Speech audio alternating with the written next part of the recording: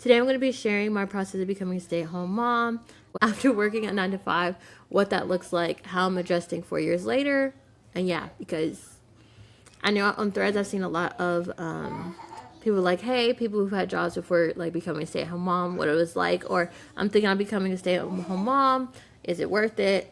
Like just everybody's experience. So I thought I'd share mine. Also, you'll get to learn more about me and why I do the things I do and move the way that I move. So, yeah. If you're new here, my name is Sabre. I'm a systems strategist for service-based business owners without consistent childcare. I share how to use systems and automations to replace the support that you don't have. So, let's get into it. Currently, I'm a mom of 3. I've had all my kids like 2 years apart, as in, it was not planned like that, as in like a month when we would bring the new baby home. My previous kid was almost 2. That's happened 2 times now. I have 3 kids. So, yeah, just a lot. My oldest is 4. My youngest right now is 4 months. So, you can do the math.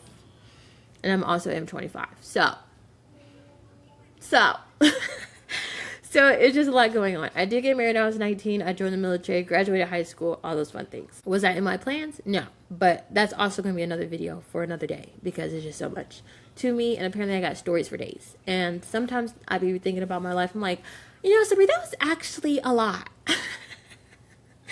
So I'm just going to share. Anyway, my goal was never to be a stay-at-home mom.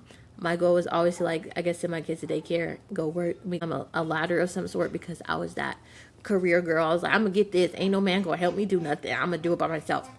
I was raised by a single mom, so that makes sense, Trauma from not having what you were supposed to have. So you kind of built a resilience to what you didn't have so you could survive. Anyway, that's also a whole nother topic for a whole nother day. I was 18. I had signed up for college, got the acceptance letter, and then I looked at it and I was like, I don't think this is where I'm supposed to be. Went to my finance class in high school. An Army recruiter came in there. She was female, and I said, yep, that's what I want to do. At first, I was going to do Air Force because Air Force uniforms were cuter, but Air Force wouldn't hit me back up at all. It was hard to try to join the Air Force for some reason, but the Army opened doors, and I wasn't doing the Marines or Navy, so that's what I did. I signed up for the military in February of 2019, graduated in May, left in July.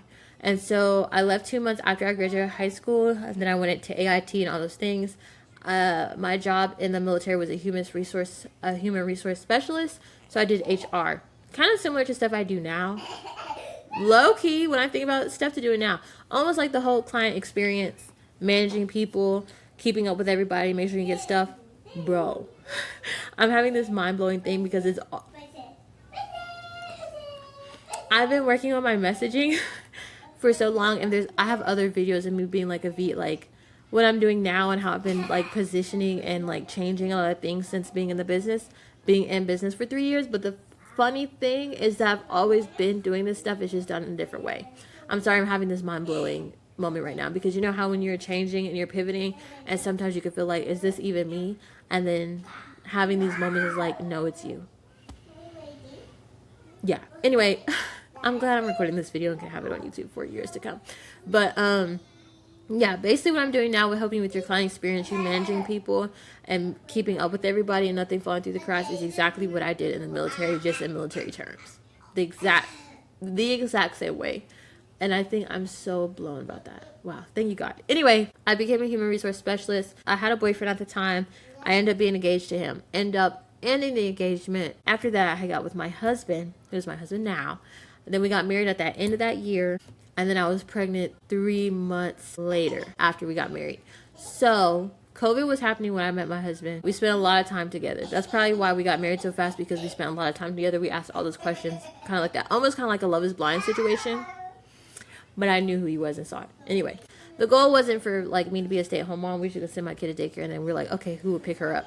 So I went to my sister's high school graduation, which was weird because it was COVID. And when I was there, I was being pregnant, I was like, I don't want to be away from family no more. And at that point, I had lived 28 hours away from my mom.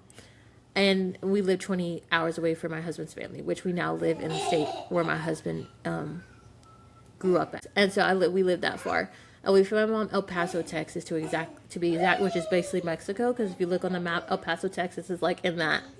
It's barely Texas, it feels like. But So I was just thinking like, man, I just want to be close to family. Like I don't like how the military has me so far away from family. And so we came back from hanging out with like my sister, celebrating her graduating high school and stuff. And my company commander at the time had pulled us aside. They did like family care plans. And when you have a family, you're supposed to do one in the military because you're like, hey, if something happens, how are you handling your family, basically?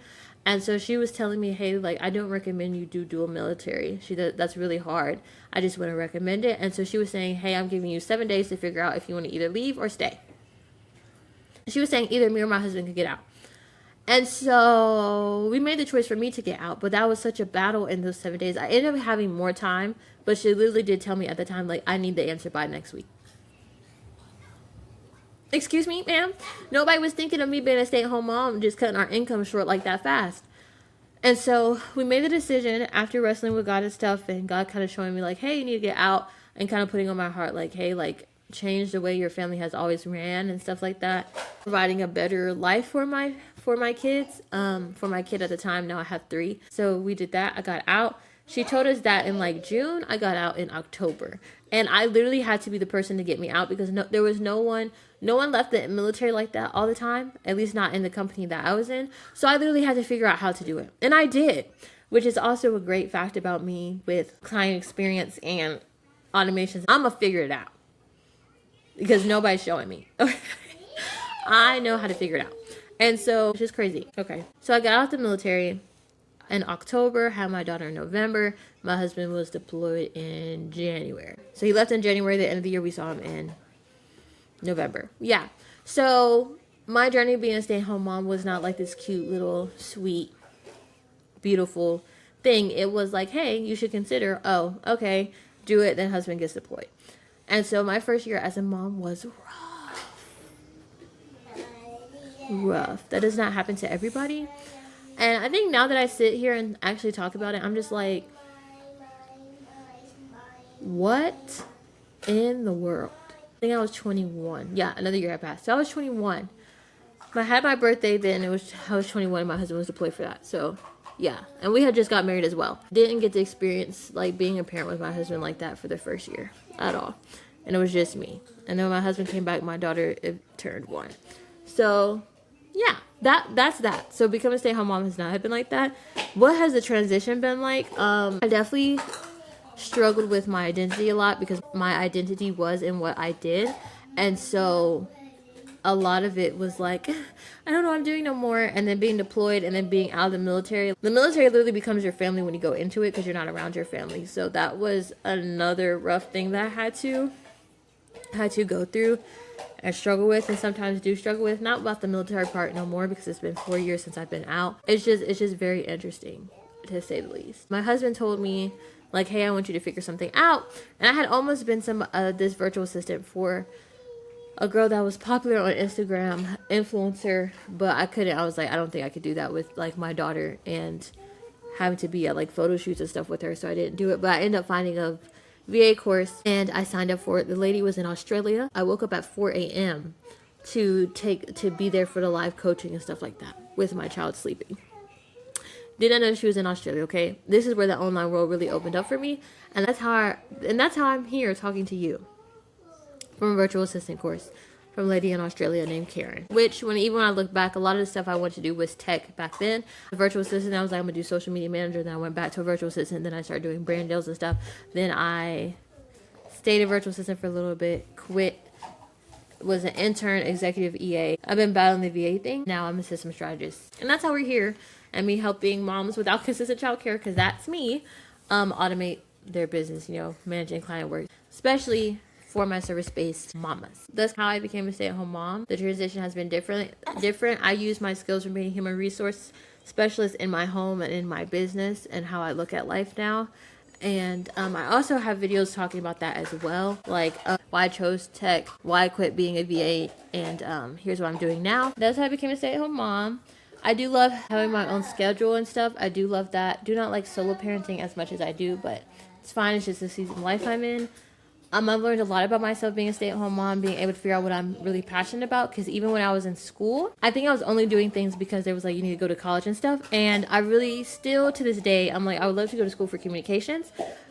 because I like social media and stuff, and like YouTube and like production and photography and things like that. But I also like tech and systems and automations, and I want to get more into webhooks and all those fun things, and maybe even building my own app or something one day, because I think that'd be cool. I wouldn't change it for anything. It's been a wild ride, so this is why my heart is for my stay-at-home moms, running businesses, building businesses, growing businesses, and how to juggle and making it easier for you and giving you that support that you don't have, because that was me and is me, and so I always love to give back. And so that's a little bit more about my life. Now we feel like we know each other. Do you feel like you know me? I feel like I feel like we know each other. That was my journey. I do love the fact that I never had to experience like going to work, breastfeeding and stuff. So I will say shout out to my husband for holding us down for the many years he has, and us having more kids and just supporting me in that. That was my TED Talk. Now I feel like we know each other. It feels like we can go hang out in person now. So that's about my life. Share your story in the comments, how you became a stay-at-home mom, if you thought about it, or if it's something that happened, if you came from a 9 to 5, or what you're doing at the time, if you had any, like what you thought your life was going to be like at first, and then what it is now. Share that in the comments. I love to like just virtually hug you and be like, girl, I feel it, because you know life doesn't turn out the way we think it would, and it's okay. And sometimes we end up finding a better path anyway. I feel like it was a little bit all over the place, but I did like talking about it, and you're just learning more about me and why I do what I do. I think I've shared some of my story on like my Instagram if you scroll all the way down, but then you can see how many pivots I've done on Instagram at this point. But yeah, if you like this video, comment, subscribe. If you want tips on how to grow and build your service-based business without consistent childcare, join my email list. The link will be in the description below. I share tips on how to improve your client experience, like how to like manage your home, workflows, systems, tools, everything to make your life easier, automations, all those good things. That is the place for you. That's the community I'm building. I just want it to be a place where the advice is tailored for us and where we're actually going to. And I get it. I know what you're going through, living it myself. And so just want to make that place for us. But like I said, the link will be in the description. I will see you in the next one.